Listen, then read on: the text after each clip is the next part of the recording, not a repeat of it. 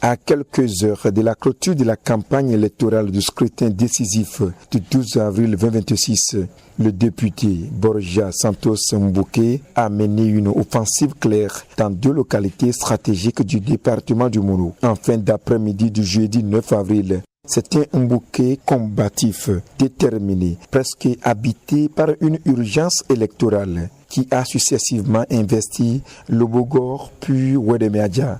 Son objectif, marteler à chaque rencontre, convaincre les populations et surtout les agriculteurs de sortir massivement pour porter le duo Wadani Talata avec une consigne claire, répétée sans détour, que l'adversaire n'obtienne pas une seule voix dans ces localités. J'avoue qu'à Wedemé, on n'a pas besoin de faire la campagne, vous le saviez. Wedemé, c'est la maison.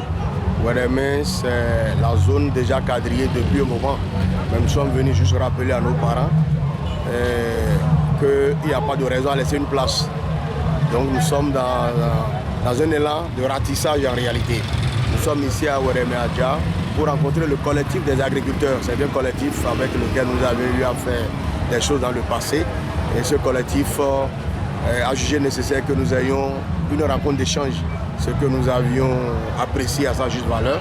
Nous sommes arrivés à partager avec ce collectif les informations politiques du moment et les rassurer davantage et attirer leur attention sur leurs responsabilités historiques. Je disais tout à l'heure au collectif que nous avions 546 arrondissements au Bénin. S'il y a un seul de ces 546 qui dépasse Wedemé en nombre, en taux de participation là d'abord, et puis le suffrage exprimé pour le candidat Wada Yoromiad, s'il y a un seul arrondissement qui dépasse Wedemé, dans ça va être un péché originel. Parce que c'est un défi pour nous et le monde entier nous observe, nous regarde. Je pense que les parents ont mesuré l'enjeu, mieux que nous-mêmes, parce que quand tu les vois intervenir, les déclarations qui sortent ici rassurent et montrent que Wedemé est prêt pour aller vraiment au vote, parce qu'il y a déjà eu des efforts, mais au-delà de ces efforts, chaque citoyen de Wedemé sait qu'il est candidat et que le candidat n'est pas le ministre d'État Wadani, mais c'est chacun d'eux.